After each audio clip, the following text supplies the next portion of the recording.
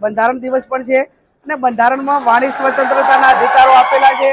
દરેક બંધારણમાં જ્યાં પણ અન્યાય થતો હોય તો એ અન્યાય સામે લડવા માટેના અધિકારો આપેલા છે. જિગ્નેશભાઈ મેવાણી સામે એક પોલીસ ડિપાર્ટમેન્ટ એ લોકશાહીની અંદર અવાજ દબાવવા માટેનું કૃત્ય કરતા હોય તો આ બાબતને અમે વખોડી કાઢીએ છીએ અને પોલીસનું કામ કાયદો અને વ્યવસ્થા જાળવવાનું છે. આજે વાવ અને થરાદ જિલ્લો એ વિકાસના જિલ્લાને બદલે ડ્રગ્સનો જિલ્લો બન્યો છે. આજે હજારો યુવાનો અહીંયા ડ્રગ્સના બંધાણી થઈ ગયા છે.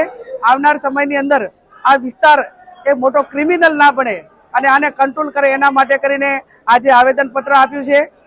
પોલીસ ડિપાર્ટમેન્ટને પણ એમની પાસે અપેક્ષા રાખીએ કે તમે જે આ દારૂ, ડ્રગ્સ અને તમામ કેફી પદાર્થોના હપ્તા લ્યો છો તો યાદ રાખજો, કુદરતને અહીંયા દેર હોય અંધેર ના હોય.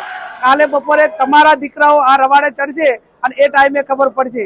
મારી પોલીસની સ્ટાફની જે બહેનો હોય કે જે સ્ટાફ હોય એમની પાસે પણ અપેક્ષા રાખું કે આજ નાની નાની ઉંમરે જે મહિલાઓ વિધવા થાય છે અને એના પરિવાર બરબાદ થાય છે અને પરિવાર બરબાદ થાય છે ત્યારે સમાજ વેરવિખેર બને છે અને એના કારણે અનેક સાઈડ ઇફેક્ટ થતી હોય છે અને એ બધું ન થાય એના માટે કરીને આ વિસ્તારમાં કાયદો વ્યવસ્થા જળવાય અને તમામ કેફી પદાર્થોનું જે વેચાણ થાય છે ખુલ્લે આમ થાય છે, હપ્તા લઈને થાય છે. ના તો અમારા ધ્યાનમાં આવ્યું છે કે અહીંની પોલીસ તો માત્ર ઉઘરાણી કરે છે.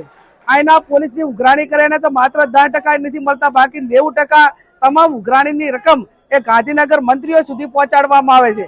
ત્યારે મંત્રીઓને સરકારને પણ કહેવા માંગુ છું કે કદાચ તમે પૈસા એ દરેકના પૈસા જરૂરી હશે એવું માનીએ, પણ જે આ એક ગરીબોની હાયના પૈસા અને એક ગરીબ સમાજોને બરબાદ કરવાના પૈસાના હપ્તા તમે લ્યો છો તો તમને કુદરત પણ નહીં છોડે.